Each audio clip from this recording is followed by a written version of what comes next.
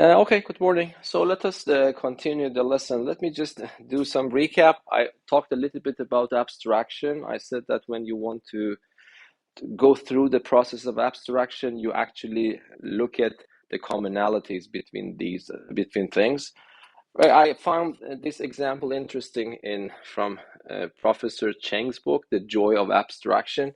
She's actually mentioning that, for example, you have two apples. And for example, you have two bananas. Bananas, yes, is that right? Yes. Okay. And then, I don't know, you have two chairs. Of course, these are different objects. Even these two objects are different because one of them is the apples and the other bananas. But you can, for example, abstract them and write them two fruits. Yes. So that is an abstraction of these two. So you can consider it as two fruits. But of course, you will not consider this there. For example, then you can abstract a little bit higher level and write two things. And then this also includes that one. So that is the way that we think in abstraction. So we try to focus on commonalities rather than the differences and try to see if there is something. And then, of course, I don't know why doesn't she go higher. Probably we can say that 2 is the most abstract concept above there, yes? So here you see that the only commonality between them, so if I want to abstract them, I can forget about the type of the fruit because these are fruits, so I can have two fruits. If I study two fruits, in principle, I have to say something about two apples. I also have something to say of two bananas, but I do not have something to say about two chairs. But if I study two things, then I can say something about all of these things, okay? So that was the idea of abstraction, and mainly we talked about a metric, if you remember, last time. Still, I want to keep this session very informal, try to explore different things, but from next session we will be very formal. Okay, so do you remember we talked about the idea of distance and try to understand what is going around us intuitively and abstract things out and make a new concept of distance, which is applicable,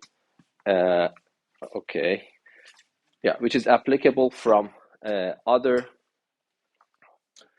which is applicable to many situations abstractly, even for the very abstract set that we discussed last time.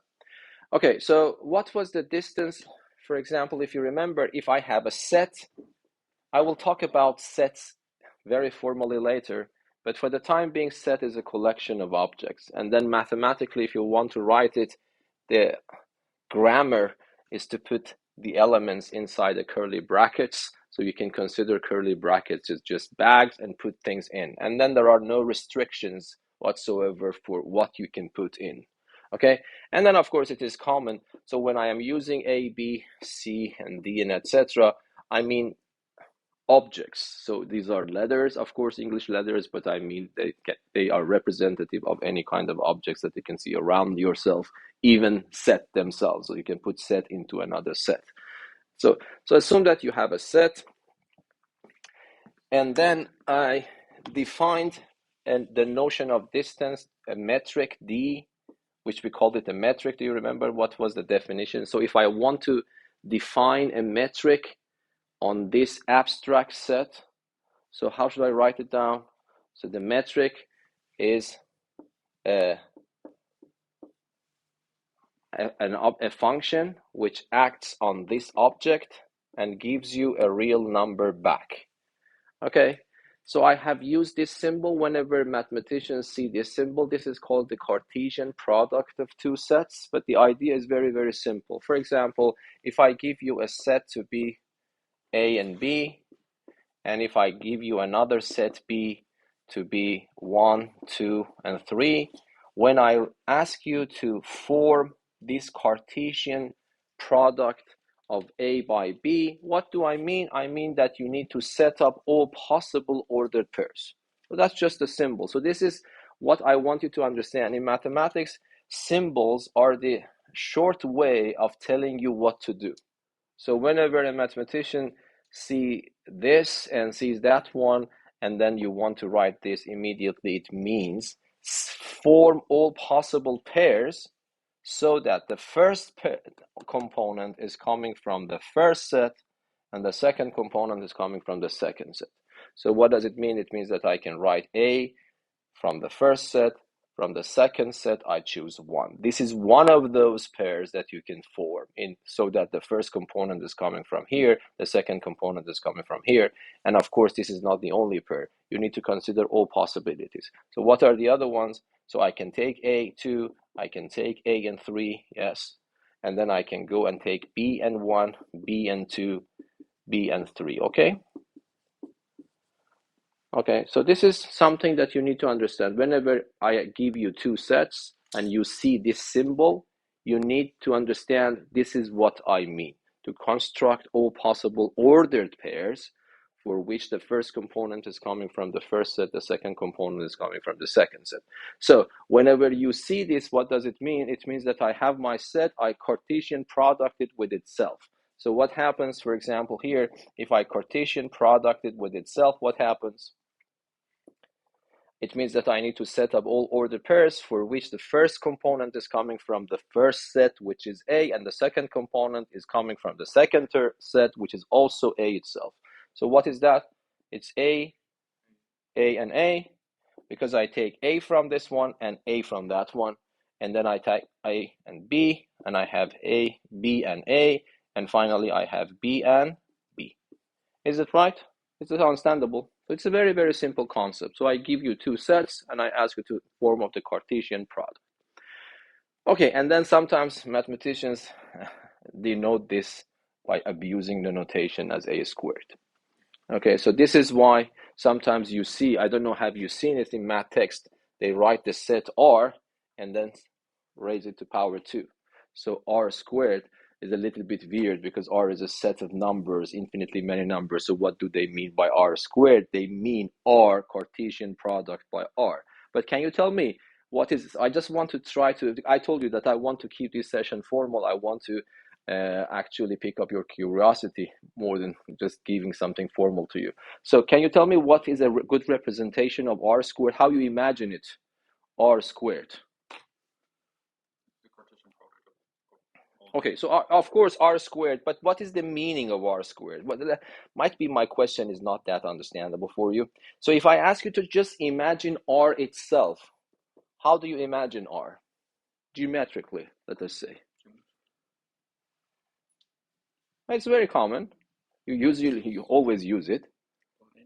The line, yes, the x-axis, for example. That's a geometrical representation of the set of real numbers, yes?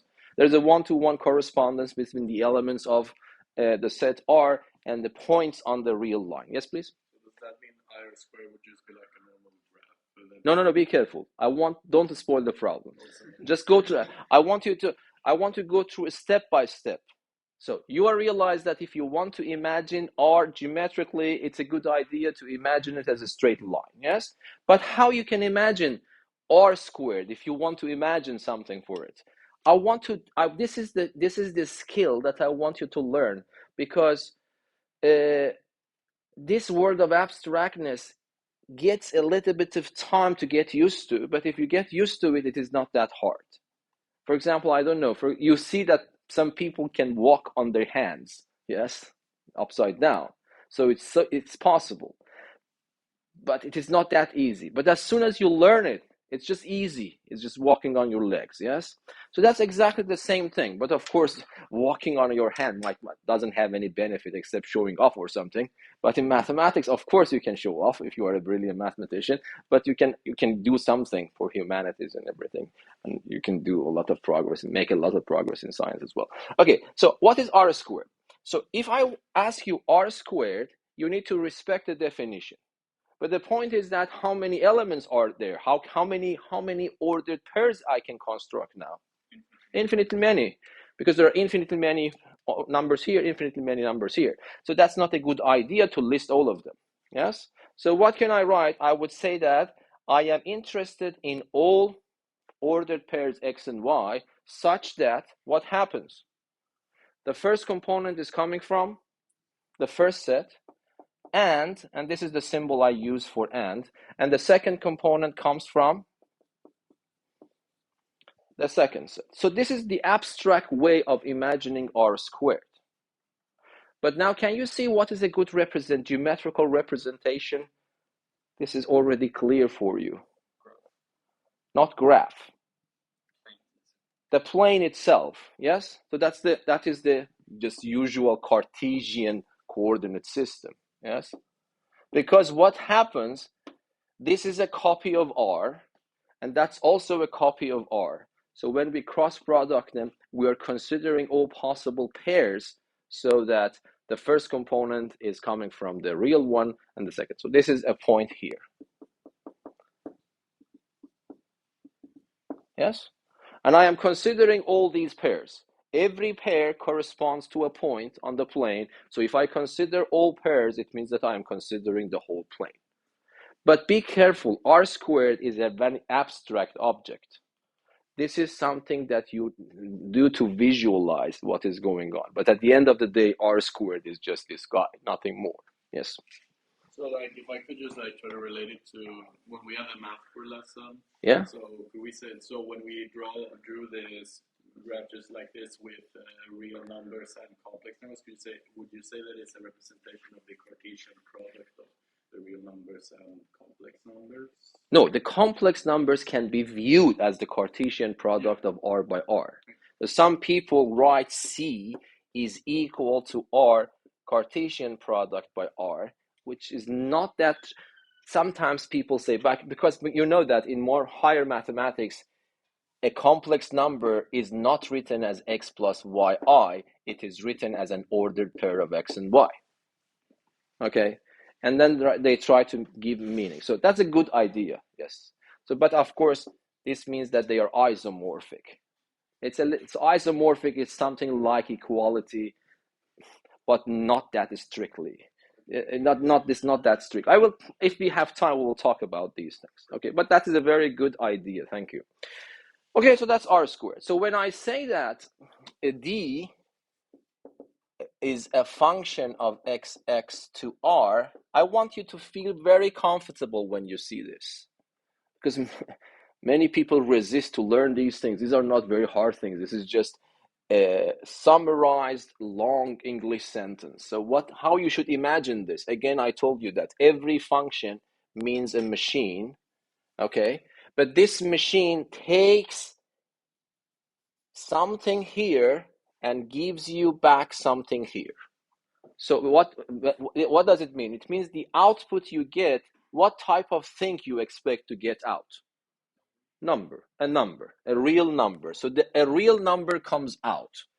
But what you have to prepare for D? You have to prepare two things, yes? And you have to prepare, to be honest, you have to prepare one thing now in this language. What is that one thing? No, x cross x. So you have to prepare you have to prepare an element from this expression, from this entity, whatever it is, and this will provide you something here. But if I want to prepare something for D from here, it means that I have to give an order pair in, so that A is in X, B is also in X. So do you remember, and this is D. Last time I drew this diagram for you. That's also correct. I told you that you send A here, you send B here, and then it will give you a number. That number is denoted by D of A and B. So this is the distance from A to B. That is the number that you get out, but you need to provide two inputs here. Okay, so it's not a good diagram. Why? Because in this diagram, I'm not respecting the order, unless you say the top one is the first one, the bottom one is the second one. But whenever you write this, mathematicians understand that the first one is A, the second one is B. Here, when I draw this diagram, I have to explain, this is the first one, this is the second one. Yes? So even though I drew this diagram for you last time, but if you want to make it better, this is the way that you understand it. So this, whenever you see this symbol, it's whenever you have a function, let me just make it more abstract. Whenever you have a function, you have two sets involved. Okay? This set is called a domain, and this set is called a codomain. Okay? And what does it mean? A codomain. So this means that this function associates a unique element from B to every element of A. That's it. That's the definition of the function. Okay, so when you have a function, it means that I have a rule, okay, so that rule associates to every element of A unique element in B. If you have this relation, that is called a function. I will spend a lot of time to talk about functions later, but that is the picture that you have. So now, if you want to compare, this is the skill that you need to learn, and it is extremely easy. It's extremely easy, not hard at all. So if you compare this one with this one, you realize that the letter T is taking over the letter F. So the name of my function here is F, the name of my function here is D. But this object, whatever it is playing the role of A. And this object, whatever it is, it's playing the role of B. So that's the way that you need to imagine a function. Okay? So this means that, again, because that's a function, it means that this is a rule that assigns a unique element in R for every element in this object. But this object is the Cartesian product. Elements of the Cartesian products are ordered pairs. So this means that this is a rule that assigns a unique number to every pair in X cross X. Okay? So it doesn't matter how complicated is this, but you can see it like this. You have something here, you have two dots, you have, I don't know, a box, and then you have a circle. That's it. So that's a function. Yeah. So you need to understand it doesn't matter how complicated things here, but you need to understand how to read the symbols. Is that understandable? Yes. Okay. Let me just go a little bit further, and then I will answer your questions if you have any. Okay. So let us try to understand this. Okay. Do you remember?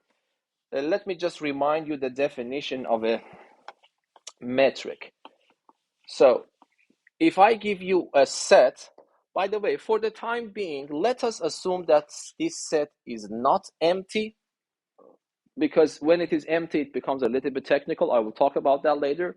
And let me, for the time being, assume that X, this symbol means cardinality. Cardinality is just the fancy name to say the number of elements. Okay? So the cardinality is greater than or equal to 2. So you see that we are using the same notation for absolute value, but that is not a problem because absolute value, inside absolute value, there is a number, but inside this, there is a set. So there is no matter of confusion. So when I say this, so let us assume that the cardinality, we will talk about these words later. Cardinality is the number of elements there. So assume that the cardinality is 2 or more than 2. We say that D, which is a function, this is called a metric on X if there are 4 conditions, I think. I don't know how many conditions I wrote, depending on which order I have written. There are 4 conditions to be met. So what are those conditions? Do you remember? So this is something I want you to remember. So if you want to be good mathematician, forget about what you have learned about formula sheets and everything, but you need to remember things. Otherwise, that would be hard. So what are the properties? So you need to remember if it's hard, to be honest, you really need to rely on your memory sometimes, okay? Because if you don't, you have to rethink everything again. What was the main properties of a distance so I can formulate them here? So just try to write them on your Anki or whatever, flashcards, whatever you need to remember them after, of course, understanding them deeper. So what was the first condition? For distance, do you remember?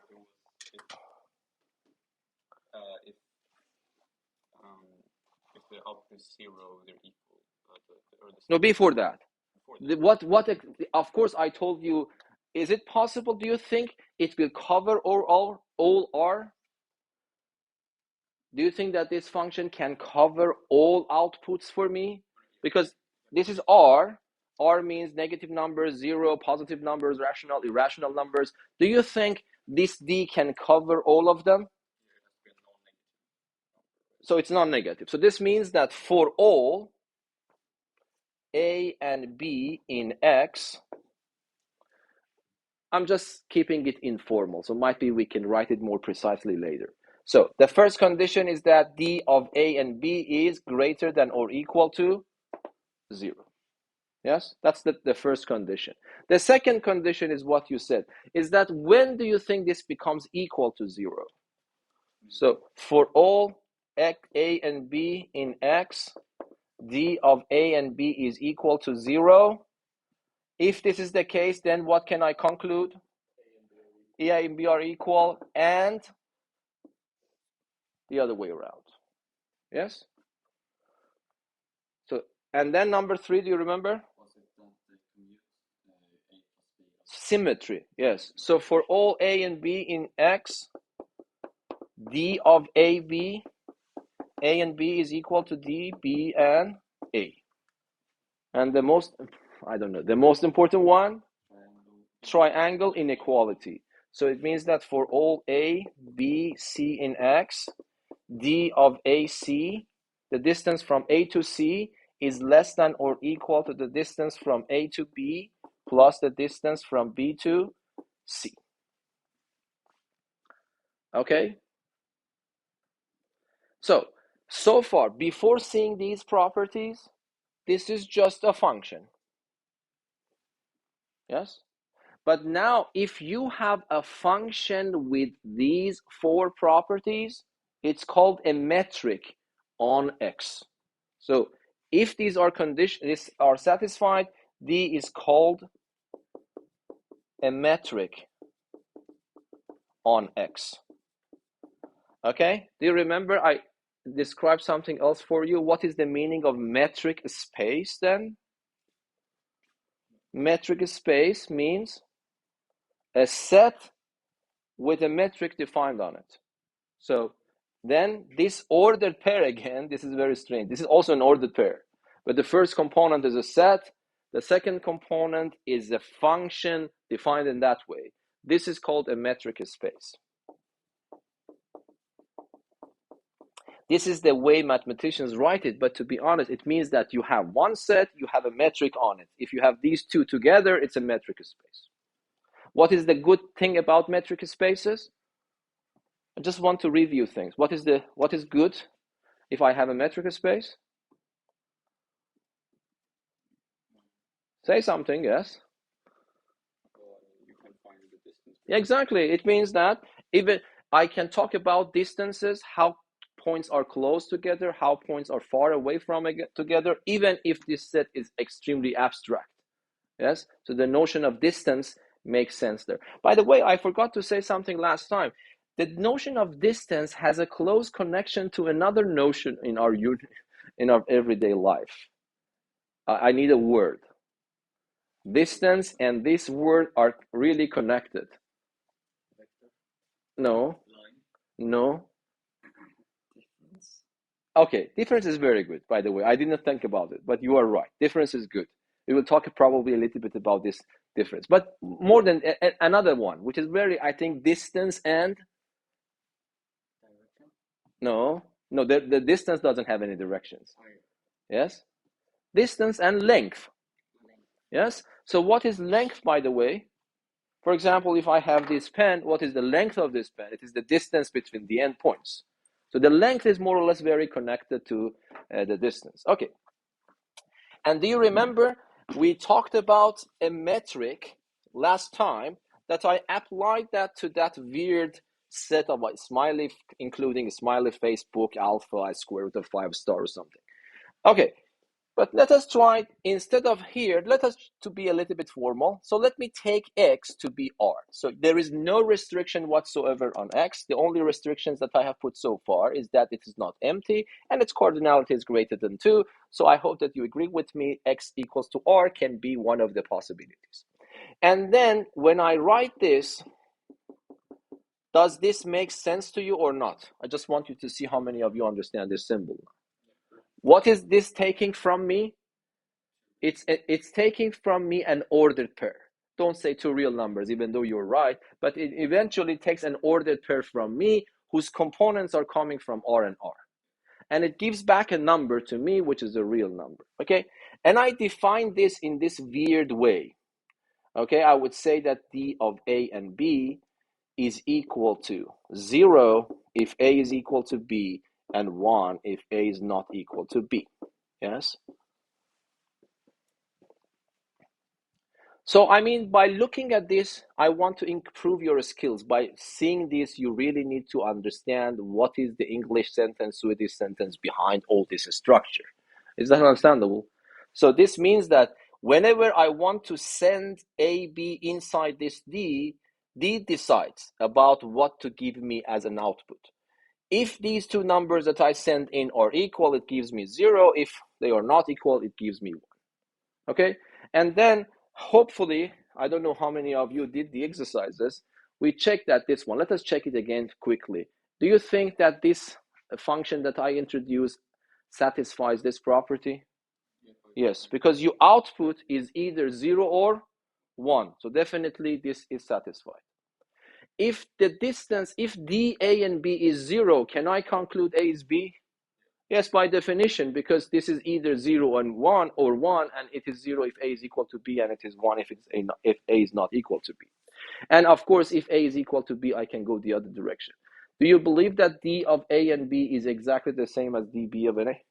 Yeah. That's also correct because of the construction, yes? Because if A and B are equal, this is 1. This is also 1. If A and B are distinct, this is 0 and this is 0. And I don't still want to check this because that's extremely simple, but I really want you to sit down and write it down. You want to check, prove it, that this function that I define also satisfies this important. By the way, for showing that something is a metric, the only problem that you have in front of you is to check this one, which is the hardest part. Okay, but for this one, it's not that hard. And then so this means that this is a metric, okay? But this metric is not a usual metric. So now, if you remember, for example, let me ask you, what is the circle centered at 0 and radius 5? Okay? So we need to write this down. So how should I write this down? Do you remember? What was the definition of a circle? This is not hard. So you know that 0 is a point on the real numbers. So this is 0. And I want to find a circle whose center is 0 and the radius is 5. So how should I write it down? First, write the abstract definition. So this is the set consisting of x where?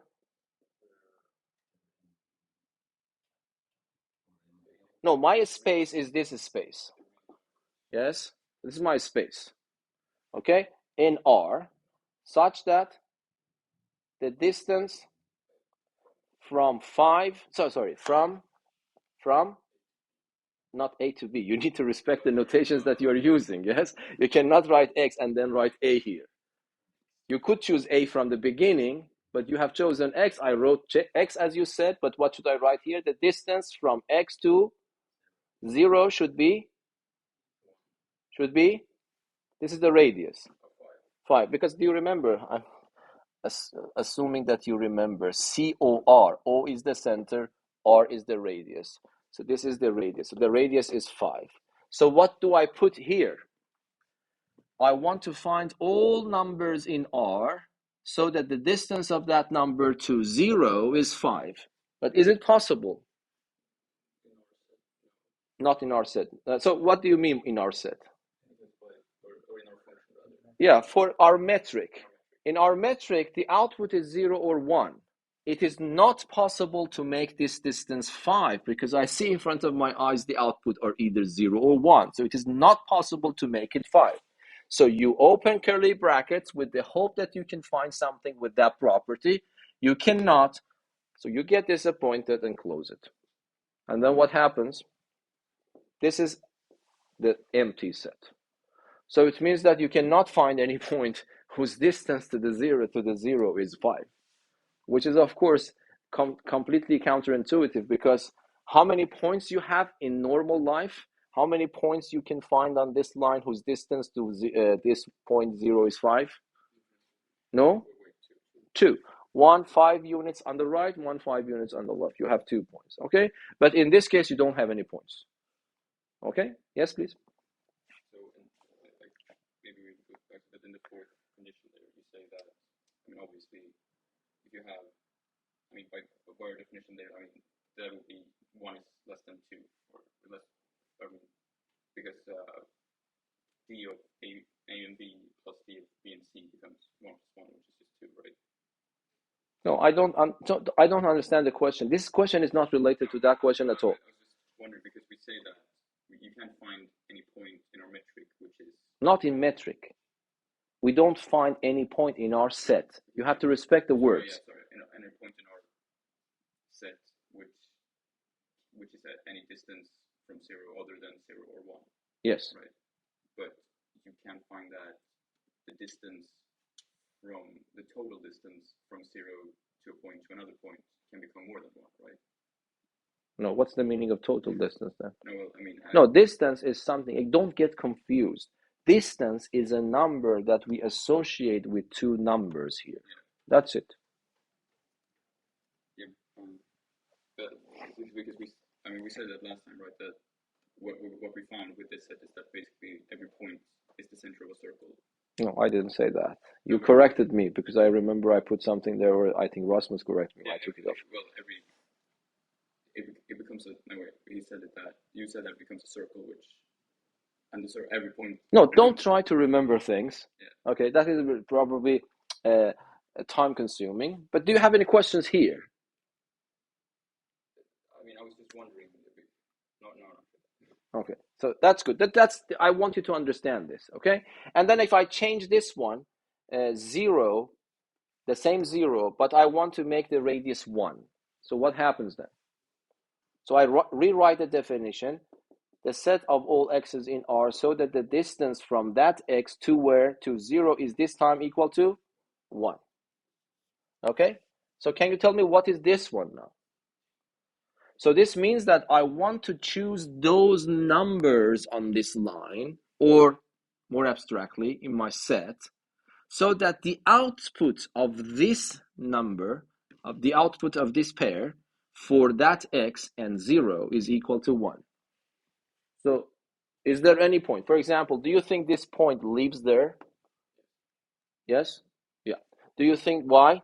Because this point is distinct from 0, and if the points are distinct, the output is 1. So the output is 1. Do you think this point lives here? Yes? Because the same story. This point is not that point. So the distance from here to here, by the way, let me just tell you intuitively, what is the distance from here to here according to this metric? 1. Why? Because these 2 points are distinct, so this distance is 1 length unit. Okay? And what is this distance? 1 length unit, whatever is that. Yes? So if you accept that this is a metric, which you have to, because we actually proved that, so you have to admit that the distance from here to here, and the distance from here to here, the distance from that point to their point are just all 1. Is that clear or not? It's clear. Okay, it's counterintuitive, but who cares? That's the whole point. What we care is that we have respected the abstraction we constructed. By the way, if you really don't like these things to happen in your theory, what do? I just want to see how mathematicians work. Might be, for example, you start disliking this idea. So where do you have to go? Yes, Rasmus?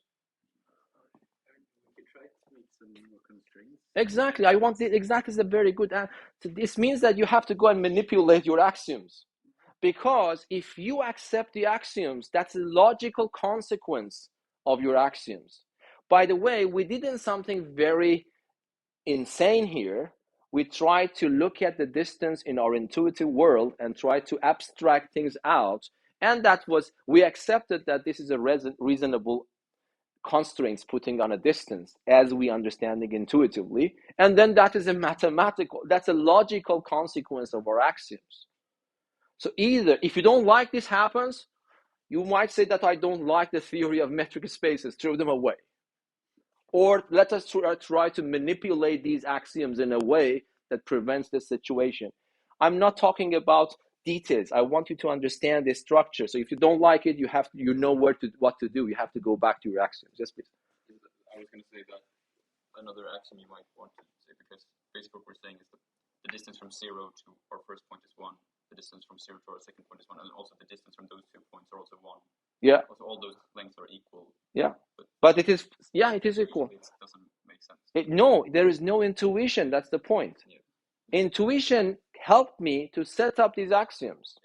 But this is the consequence. If you don't like it, you can say that I don't like the theory of metric spaces, just throw them away, or modify them in a way. But I want you to understand where you have to go and start manipulating. You have to go back to your axioms and change them so that it prevents that situation for you. Okay? But mathematicians continue with this definition of metric, and it is really fruitful. That's the point. That's the idea in mathematics. Mathematics is not an experimental science, but in that way you can do some experiments. You can set up axioms, you can explore the consequences, you say if I like it or I don't like it. It's kind of trial and error, not experiment in the way that we go to lab and do experiments. But that's also, I remember, I think I read somewhere the definition of a topology. We will probably get into it at some point. At least the crude definition is not that hard. I think it took 100 years for mathematicians to set it up the way that we study it in the course books right now. Okay, so this means that they define it in a way and they continue and explore the consequences. No, this is not good. Let us go back and manipulate it in a way that gives rise to these ideas. Yes? But also in our metric, we only have 2 class distances, right? Yeah, here, 0 and 1. Yeah, so I mean, you could also say that you can change the function in our metric, or I mean, I guess we're stuck with this metric now, but I mean, you could also change the function in the metric. Yes? No. What do you mean? Yes, you might manipulate it, but in any way, for example, you might say that, is it possible to give 2 here? Then you can try the consequences. For example, by the way, there is a name for this one. This is called discrete metric. I want you to know the names. So that's the discrete metric. But what is my point? By the way, this is the difference. Usually physicists are not liking these kinds of examples. Okay? They would say that, okay, this is so counterintuitive for our world. Why should I bother about that? But why do you think mathematicians bother about these things? They care about these kinds of examples a lot and they really like them. Because it breaks your intuition. Yes? For example, if you want to say something in general metric spaces, you need to have a lot of counterintuitive examples that shows you this is not right. What you are thinking in the general metric space is not working. So of course, if you use the normal metric, everything will seem correct. What you imagine, because you imagine according to your intuition. And if you use only your intuition, of course, you get the correct answer. But if you want to see that something is not in general correct, you need to have odd examples to show you, no, this is not working. So this is why mathematicians really like these kinds of examples. Might be we can call it exotic examples or whatever. They are used for counter examples, because you know that if you want to refute the truth of a statement, you need to bring one counter example. Okay? And then usually these counter examples in higher level mathematics are sometimes really hard to find. So you have to have good examples in the back of your head to be able to construct a counter example to get rid of the truth of a statement and feel relaxed. Okay? Because might be your intuition say that this is correct, Either you have to prove it, then of course you are also relaxed, or you have to disprove it. There's no other way. Otherwise, it is in a limbo situation. You haven't done anything mathematically. Yes? So when we do proof by contradiction, we're essentially, I guess what we're proving is that this does not apply to our rules of our metric, basically. Like No. Don't get confused things. For example, if I get a statement regarding metric spaces, for example, if I say that in all metric spaces, this property is met. If I want to say no, I have to construct a counterexample. And usually the normal ones are not working, so you need to have exotic ones available in your toolbox to show, okay, this is now the metric, this is the metric space, see, your idea is not working. So these kinds of examples, even though they are strange, but it's a very important tool in the hand of mathematicians, because they want to bring a lot of counterexamples sometimes. Okay, so let us not deviate, try to explore a little bit more interesting things here. By the way, I will talk about this later, but what do you think will happen, by the way, if I make the cardinality 1? I want to, now this is pure logic, okay? I will come back to you. For example, let me make the cardinality just 1. I want to ask your intuition. Instead of giving you x equals to r, I give you x with cardinality 1. The number of elements is 1. And now I define this d from x cross x to r. I want to test your understanding. Be ready, okay? And I want to write d, a, and b. Now, hopefully you understand what is going on. I define it as 0 if a is equal to b, and I want to break the symmetry. So let me write a squared multiplied by 5, but plus 7b squared, if a is not equal to b. Okay? Now, I want to test your understanding. Be ready, okay? Okay, so unfortunately, okay, you know what is written. These are the important things. So tell me, do you think this is satisfied? Yes, because the output is either 0 or 5a squared plus 7b squared. A squared and b squared cannot be negative. I'm sorry, I am a little bit careless, because, by the way, why I'm careless? So first of all, I am using this symbol and that there. So this is not good. So if you don't mind, let me put it x here, and now it's good. That's good. And the second thing is that, do you think this makes sense? This makes sense only among numbers. So I haven't told you that this is a number. Might be that's an object. But so let me change it to a number so that we are completely on the safe side. Okay? Now this makes sense. Okay? Yeah, that makes sense. Okay, so now I would say that, do you think the first rule is applied? Yes, because the output is either 0 or this combination, but this combination cannot be negative. Do you agree? So yes, the first one is met. The second one, do you think if dAb is 0, can I conclude that A is equal to B?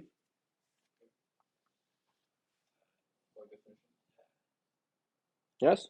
Or if you want, I can also add a number here too, so that you don't worry about what is happening here. according to the definition, A is equal to B is 0, right? Yeah, it is 0 because this cannot be 0. This is always greater than or equal than 2, because these are non-negative numbers. Okay, so yes. So dA and B is 0, concludes A is equal to B. And what about the other way around? AB is equal, I can conclude. What about symmetry? Do you think it has symmetry? Because okay, that is exactly the same. Because 5a squared and 7b squared plus 2 are not written symmetrically. Yes, because that is containing coefficient 5, that's containing coefficient b. But remember, what I wrote here is this. For all, what? For all a and b in where? In x, I demand this. Do you agree? For all a and b in x, I demand that this becomes equal to that one. But what is this one? For all a and b in x, they are what? They are just both 5. And if A and B are both 5, I can even, so it means that I will never reach to a point to use this idea. Not at all. Because there are no A and B that are not equal. So I would say that, okay, this is also a metric. Okay? Is that clear? So it tells you that D of A and B is 0 if they are equal, and this is this one if they are not equal. But it is not possible to have non-equal numbers chosen from X, because if I choose 2 from X, both of them are 5. So this is something that I just put there for extra thing. I want you to understand the logic. Okay, let me ask you one question. So this is why it is not that interesting to talk about sets with cardinality 1, because if that's cardinality 1, you have a lot of freedom, yes? The only thing that you need to respect is to respect that this is 0 if A. So in other words, let me ask you one question. In other words, if I have the cardinality 1, what is the only metric that I can construct? So if I ask you, can I say that the only metric that I can construct here is just what?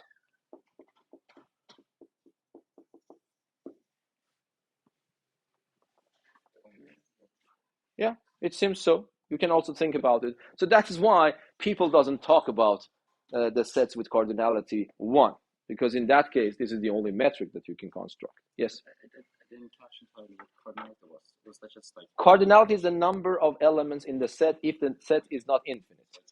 Yeah, but of course, cardinality somehow makes sense if the set is also infinite. We will come back to it if we can have time in this course. Okay, so let me ask your opinion about that.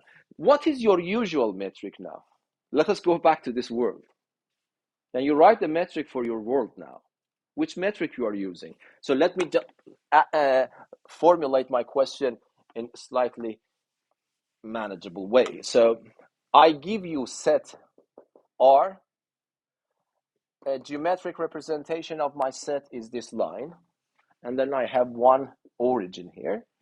Okay, can you tell me what is your everyday metric you're using? X cubed? No, so don't get confused. Think abstractly. So when I say give me a metric, it's not that easy to talk about it quickly, because whatever you, first of all, you cannot say, so what is the X cubed? Let us try to evaluate that. Metric, so you write your metric when you say X cubed. Metric has some meaning in mathematics, and that is completely precise. So the metric should get 2 numbers from me, gives a number back. When you say X cubed, you see, I cannot say it is wrong or true or false. I don't know what to do. No, the metric is this D. This D with 4 properties is my metric. But be careful, don't lose your intuition. You are still living on Earth. Yes? So what is the metric we are using here everyday life? In other words, what is the distance between 2 points on the real line? So I want you to say something. When you learn abstract mathematics, you shouldn't lose whatever you had before from childhood. I give you 2 points here. To be honest, that is, I just want you to understand the core. I give you 2 here, I give you 5 here. Can't you say what is the distance between 2 and 5? Can you or not? Yes? Yes or no? Yes or no? So, okay, if you say yes, construct your metric. So what is the distance between these 2 points? What is the distance between these 2 points? 3. Yes? So now construct your metric. So what is your metric? So you need to write my metric is from R to R to where? To R, but D of acting on a pair of numbers, X and Y, is equal to?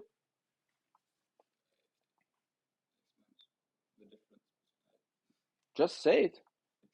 X minus Y. If you said this, then I wouldn't fight with you. It doesn't mean this is correct or wrong. But when you say X cubed, it doesn't make sense for me. Do you understand what I mean? I want you to understand. You need to practice this. It comes by time, but when it comes, you go very fast. But now, do you think that what you produce is really a metric?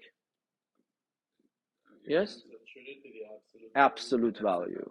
Why is that? Because the first condition was that the output should be non-negative. Is it guaranteed that the output is non-negative? No, because it might happen that y is greater than x, so the output is not. So this is usually, to be honest, this is the distance. In principle, I did it intentionally. In principle, I should have started with the normal metric, yes? But then you shouldn't have fun. In that case, you didn't have any fun. Okay, so now this is your normal metric. Okay, let us check everything. What was the first condition? I need to convince myself I want to skip those for all and everything. So I need to convince myself this is true. Is that true or not? The output is absolute value, and absolute value cannot be negative. The second one, if someone tells me that dx and y is 0, if dx and y is this, I can conclude the absolute value of this is 0. And then what is the conclusion? If the absolute value of x minus y is 0, this means x minus y is 0. This means x is equal to y. Yes? But do you think I can go backward? Yes. So the second condition is met. What is the third condition? Work on your memory. Yes. Symmetry. Let us say symmetry. Yes. I need to check this. But that's clear, because what is the output here according to my definition of my metric? If this is going to be a metric, this is this, and this one is absolute value of y minus x. Are these two numbers equal? Yes. That's also true. The hard part, I always tell you, when you want to confirm that something is a metric, the function is a metric, you have to be careful about how we can do the triangle inequality. I want to do it once, here at least, because that's not hard.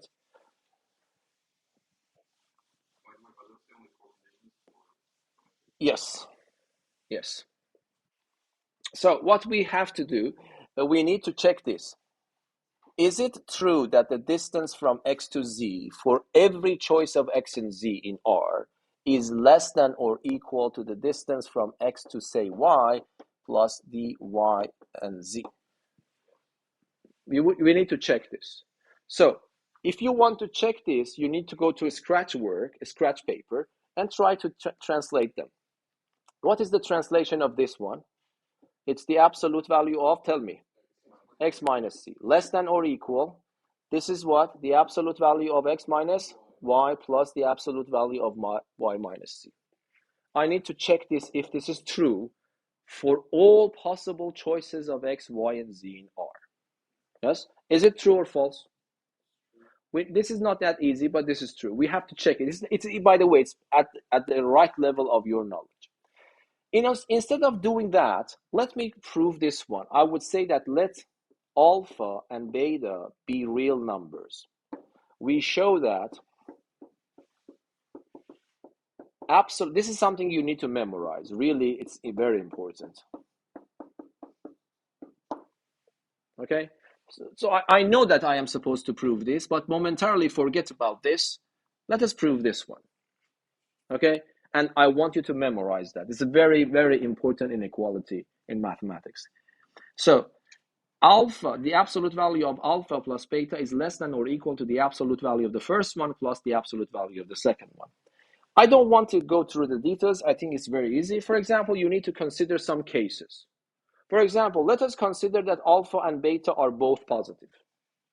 Yes? Do you think this is correct?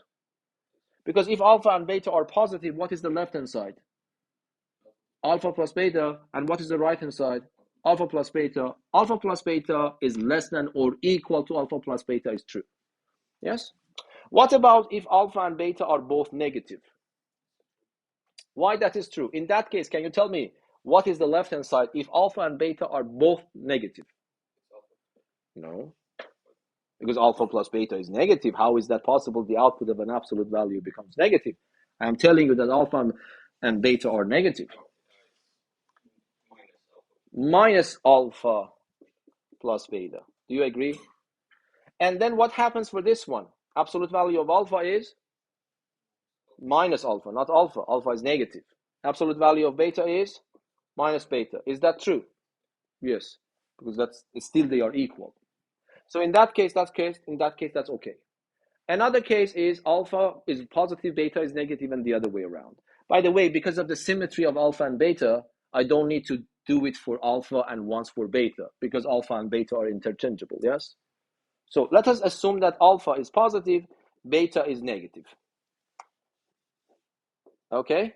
But this is not the only possibility. I cannot, if alpha is positive, beta is negative, can I say something concrete about the left-hand side? No, because it depends to the sizes of negativeness and positiveness. So I need to consider two cases. Alpha is positive, beta is negative, but alpha plus beta is positive, or alpha plus beta is negative. Yes? So I am considering the case that alpha is positive, beta is negative. Then I have to reconsider two cases. Alpha plus beta is positive, because if this is the case, this is possible, that is also possible. If I want to prove something, I want to prove it for all possible scenarios. So I have to consider all these. So I need to consider this once, and then I need to take the first one and that one second. Okay, let us check. Alpha is positive, beta is negative, alpha plus beta is positive. So what is happening to the left-hand side? You are telling me alpha plus beta is positive, so what I can write instead of that? Yes? Less than or equal, question mark. Alpha is positive, so absolute value of alpha is alpha, beta is negative, absolute value of beta is negative. Okay, do you think this is true or false?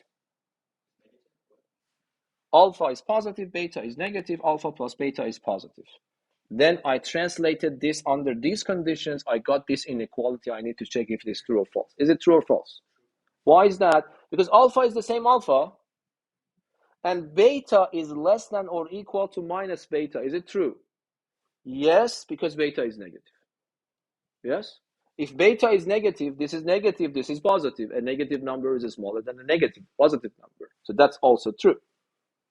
And the other scenario, let us just repeat it again. What happens if alpha plus beta is negative under these conditions? So what can I write?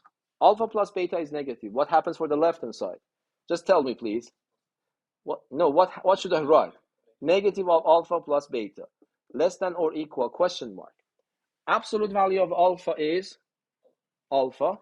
Absolute value of beta, minus beta. Is it true? Let us check. I multiply the minus sign.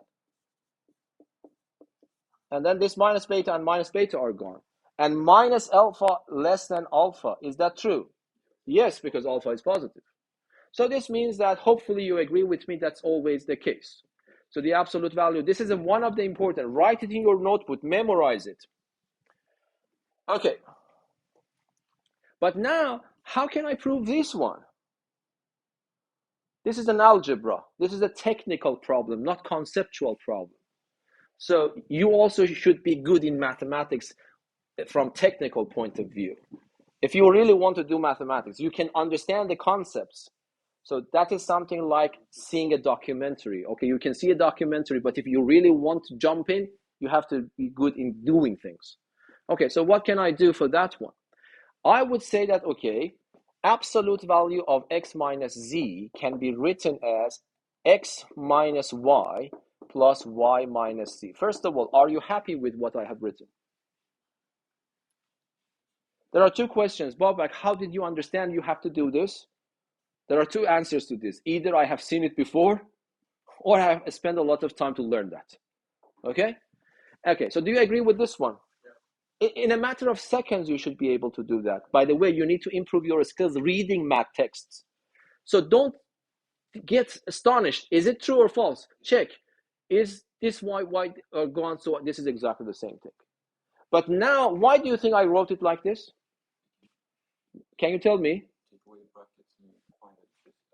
No. Remember, I said something to you, and I get back to this. There is a reason. This is the way mathematicians think. Why do you think? By the way, I want you to understand the notion. We can call this theorem, okay? We can call this lemma. Both of them are the same. Logically, they are the same. They are true statements. But lemma means we prove a true statement so that immediately I can use it to prove a more important theorem. Okay, so lemma is a true statement in mathematics. Theorem is a true statement. Corollary is a true statement, proposition. These are true statements. But what is the difference? For example, when the author writes proposition, it is offering you, it's a true statement, but I propose you to remember it. It's a proposition. And then corollary is something that is a consequence, it's an important consequence coming after a theorem. Lemma is a true statement that you usually prove it to prove the main theorem, relying on that. I mean, all of them, at the end of the day, all these four words mean true statements. Okay? Yes? So we could imagine that x minus y. Thank you. Thank you. This is just alpha, and this is just beta. Okay? And then what can I write? I can write this is less than or equal to the absolute value of alpha, but what is alpha is this guy, and then plus absolute value of y minus z. So now, hopefully, you realize that what you intuitively have follows all axioms of being a distance. So Euclidean distance is actually what you really like it and appreciate. According to our theory, so when both, because I guess it's important that alpha and beta are positive, or No. I am assuming this one is alpha. And this might be positive or negative. I didn't assume that alpha and beta are positive. But I broke the problem into stages, proved them case by case. But at the end, this inequality is also true if alpha and beta are negative, one is positive, one is negative. Yes? This is independent of positiveness and negativeness of alpha and beta, even though my proof went through different stages. Is that clear? Okay. Let me ask you one question. I don't know, might be, there are many things I want to talk about. There is no time. Let me see, what can I do? By the way, I was thinking in the train when I was coming here. So if let us go back to our universe. So I have these 2 points, okay? Let me ask you one question. I have 2 points on the plane, just normal Euclidean geometry. What is the perpendicular bisector? Do you remember? Perpendicular bisector of a line segment is that you join them, find the midpoint, and draw a perpendicular line to it. Yes? Okay, how can I understand this in that discrete metric world? So I want to keep x equals to r, and I want to take the discrete metric,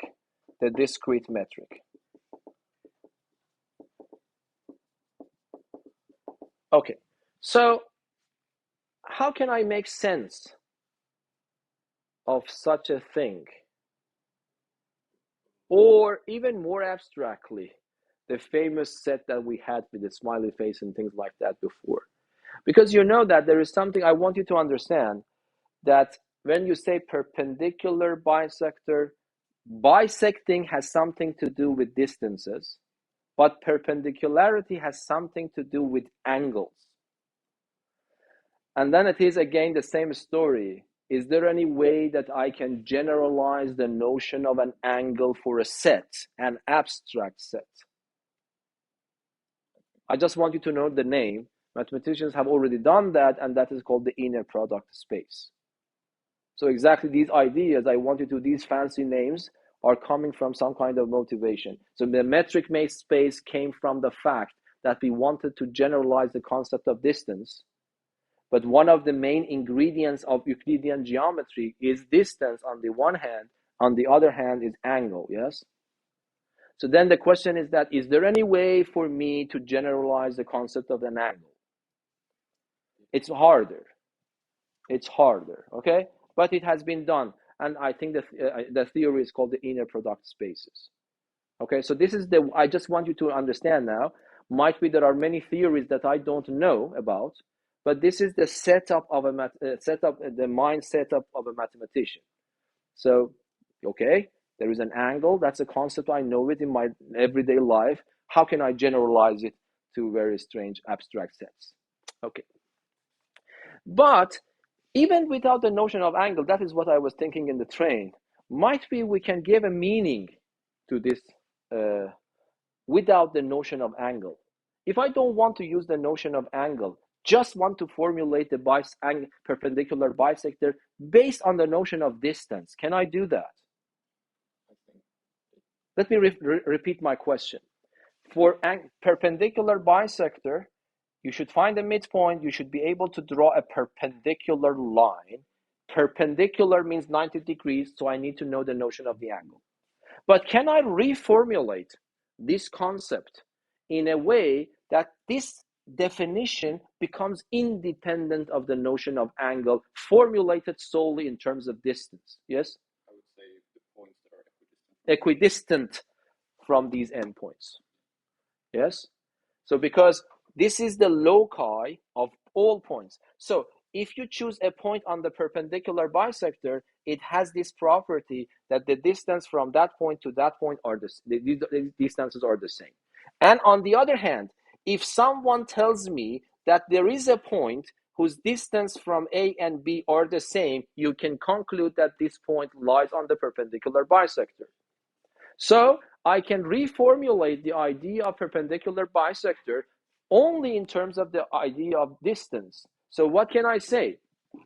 Let us define that. The perpendicular bisector on a set is the set consisting of all those points in my set that are equidistant from the points given. Yes?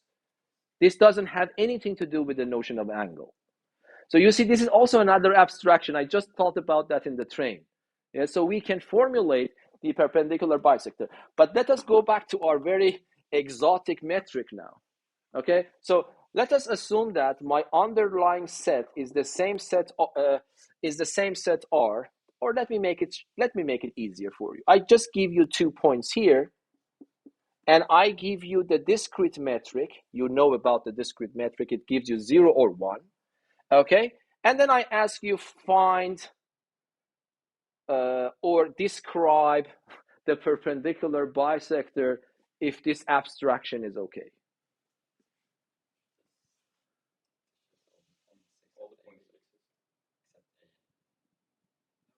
Yeah, for example, do you think that this point is acceptable? Is it on the perpendicular bisector? Yes, because you take this one. What is the distance from here to here? According to discrete metric, they are this thing, so this distance is 1. And this distance, how much is this distance? 1, because they are separate. Okay, so this point lies on the perpendicular bisector if the definition of the perpendicular bisector is that. Okay, and then do you think that this point is also there? This point is also there, this point is also there, this point is also there. But is A there? No, because the distance from A to A is 0, but the distance from A to B is 1. So I need to exclude this. I need the same reason exclude this. So the whole whiteboard is your perpendicular bisector. So that was a good example, just came to my mind when I was thinking about it in the train. Yes? That's exactly what we said with the circle last time. If you exclude exactly. Yeah. Yeah, exactly. That's it. So might be you can say that, okay, this plane is perpendicular bisector. It doesn't have anything to do with the notion of the line. Okay? So that's also a good example, I thought. If we were to, does that mean angles may be a necessary restriction for, because if we have the notion of angles in the discrete, where it's not the same as this, but yeah. Yeah. If we were to say angle, you would say, okay, you have to have a 90-degree angle, then this would not work, obviously. Yes, because the notion of angle is not very clear right now. But but that is the point we do. For example, sometimes we need a concept, we don't have it in abstract world. We need to see what is the equivalent definition can also be generalized to my new setup. So the notion of angle, of course, it is possible to do it in higher mathematics, but it was not accessible to us. But still, we can make something out of it by thinking about perpendicular bisector, connecting it exactly to the notion of distance. Okay, by the way, so far I have given you a lot of abstract mathematics. Thanks to computer science, because we're always using computer, whenever I give an example in the world of computer science, you like it because you feel it. Okay, for example, here you don't feel it because you don't use it, okay? But I was checking if I can say you something about that. There are some metrics, by the way, in computer science. I don't know how many of you have heard about them. For example, Hamming metric is a metric that measures the distance between strings in Python, for example. You can, and then there is something more important, and that is called Levenstein metric. So Levenstein metric is actually the core of a spell checking plagiarism. We're using this. So the idea of metric spaces is already being used, but of course you don't see the core, you're just using it. Between words. So that's, I just told you that we want to talk, and then now that what Rasmus said is now interesting. He said that there is a connection between distance and difference. So in that setup, I think it's a good thing how this word is different from that word somehow. And that is the Levenstein metric. Okay, so let me, for example, if I can describe it for you. So here, Levenstein metric, if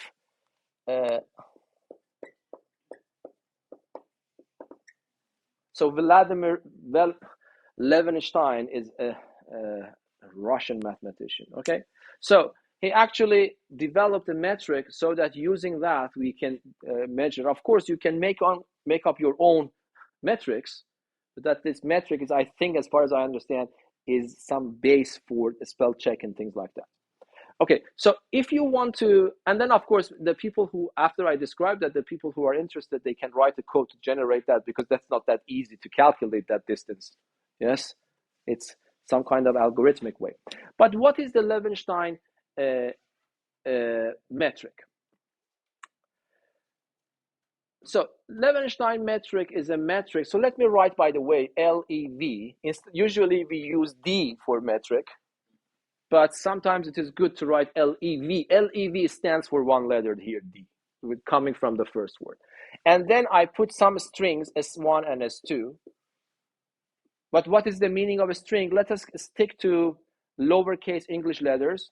For example, I don't know, Babak here, my name, is a string, yes? And I want to, in Python language or whatever, you usually put quotation marks to show the strings, but let us forget about that. This is a sequence of English letters, B-A-B-A-K, okay?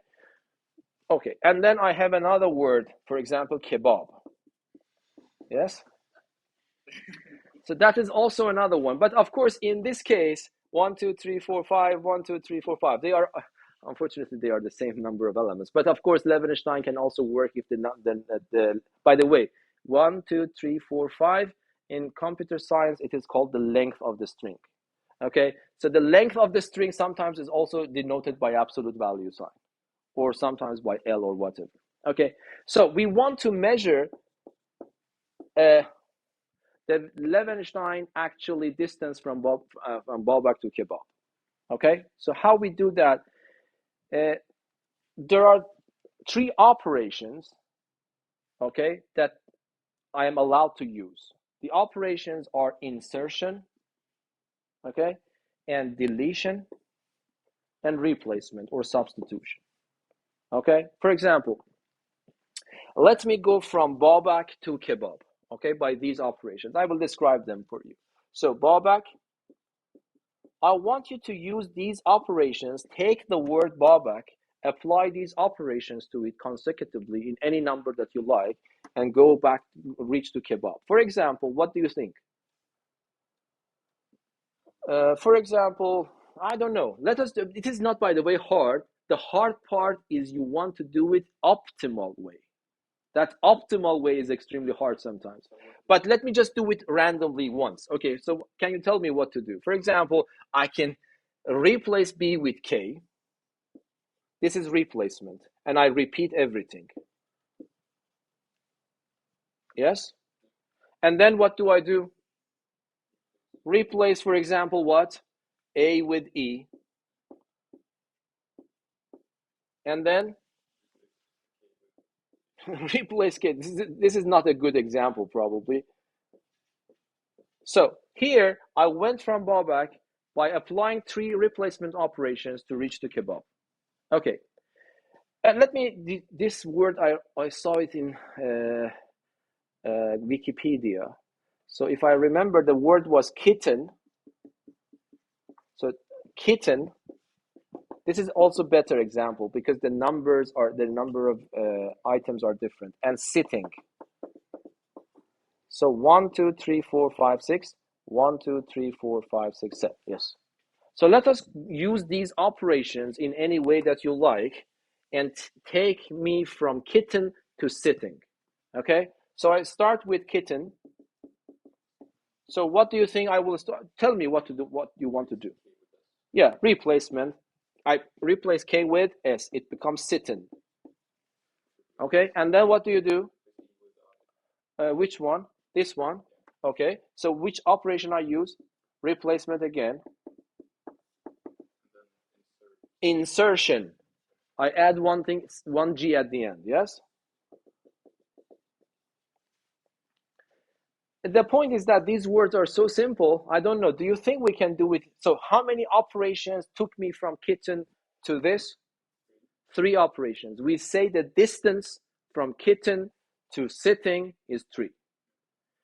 If you are guaranteed, this is very hard, by the way. If you are guaranteed this is the optimal way, this is the minimal way of doing that. In this case, I think I remember this calculation in Wikipedia, so they told it's 3, definitely it's 3. So the distance, the Levenstein distance from the kitten to sitting, by the way, this is very strange. Yes, we are measuring the distance between 2 words. Yes. Okay, so this is good. You see that in the computer science, this abstractness is already happening, and the good point is that it's already widely used every day. Yes. Okay, so then sitting. In Babak, I don't know. Do you think this is the optimal way? So the distance from Babak to Kebab, if my calculations is the optimal is 3, this distance is also 3. Okay? Now you understand what is going on. We want to define Levenstein metric. Okay? So the Levenstein metric, I actually told you, can you formulate it for me? It is hard to write it very rigorously, but can you formulate it for me? So if you want to set up a metric for me, what do you need first? Tell me. No, before function, a set. Okay? So this is important. You need to respect these things. If you want to construct a metric, you need to have a set. What is my set here? All possible words or strings containing small letters. All possible finite words, of course. Yes? So that is my set. So let me call it capital sigma.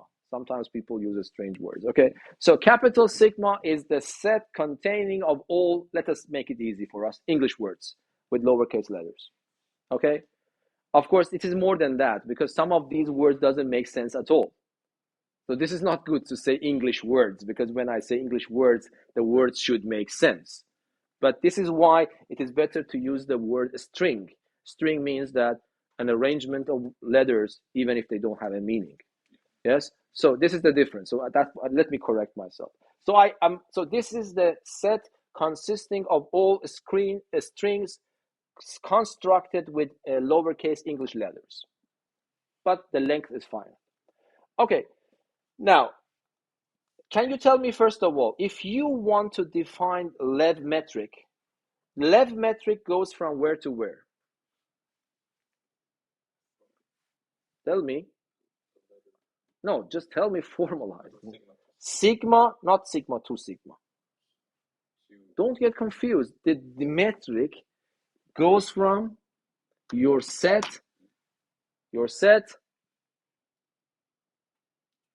memory, work on more memory. Set, yes. Then to R. Okay, respect that. So you have to respect in writing. What? Pardon? No, it doesn't matter. Because even in the previous case, do you remember the constraint? This is, if it is a natural number, then that function is surjective. We will talk about that. But by the way, don't get confused because I told you that dxy should be non-negative. So in that case, you should say, why don't you put this there? Yes, but no, you don't need to do that. You have to use all the domain, but you don't have to use all the codomain. If you use it, it is called onTo function. We will talk about that later. Okay, so this is the first starting point. Okay, now can you tell me what should I do? Yes, we are running out of time. Please let me just do it. So lev, okay, and then what should I put here and there? I don't know. Let us write x and y. But can you tell me what is x here now? A string. Because why? X should come from this set. Y should come from that set. But what was that set? That set was the set of all strings. So this is a string, not just one letter. And no one in math literature described that for you. When they write this and they have already told you what sigma is, this is up to you to understand that x doesn't mean x or a number, it means a string. Is that clear? This is you need to learn if you want to read math texts. Okay? And then how can I define that? I don't know how to write it mathematically precise, but you know what can I do? Okay, say whatever you want to.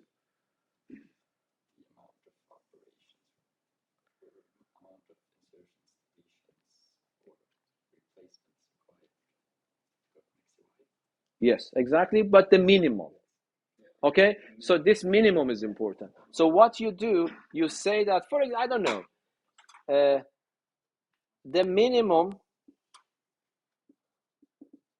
this is up to you. By the way, this is a little bit subjective thing. You can put your ideas there. So the minimum, so I'm lazy to write the number of insertions plus the number of replacement plus the number of deletions that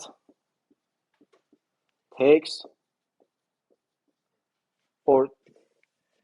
me, I don't know, this is not a good way of putting me there, but takes me from x to y. And if someone asks you, because when you are saying minimum, people say on which set you are minimizing, the answer is on the set of all possible strings. Yes? Sorry, sorry. The minimum on the all possible sequences of operations that takes me from x to y. Okay? Is that clear?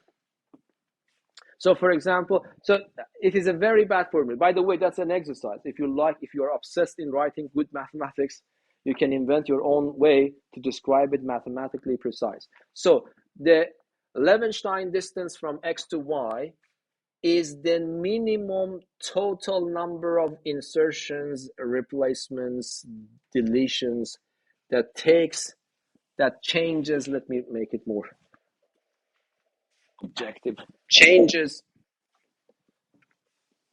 or that the word is transforms, that transforms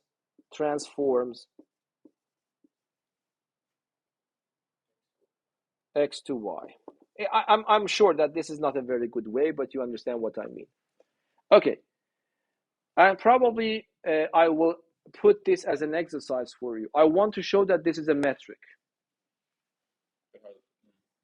So it means that you have to consider all those four properties. This is working. And the person who actually, and I think, by the way, this is very easy. If I remember what I saw in, what I saw in Wikipedia, I think there is a formula, recursive formula, so you can put it in Python in a very simple way. So the lev distance between a string 1 and string 2, I don't know if Levenshtein himself came up with this idea. So this is the length of a string 1. If the length of a string 2 is 0, it is the length of a string 2. If the length of a string 1 is 0, it is the lev distance of tail of S1. I will describe what is tail, S1, and tail of S2. If S1, the first position in the string S1, is equal to the first position in the string S2, and it becomes 1 plus the minimum, I don't know how he came with this algorithm, but the minimum of lev of S1 tail S2 and lev S tail S1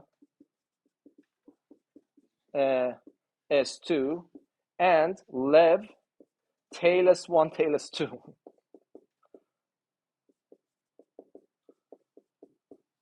Okay, otherwise, at least, so this is the formula because by the way, I want you to see that this is not easy at all. Going from one string to that string with a number of operations, insertion, replacement is easy. Everyone can do that. But the point is that the way that we are doing is the optimal way.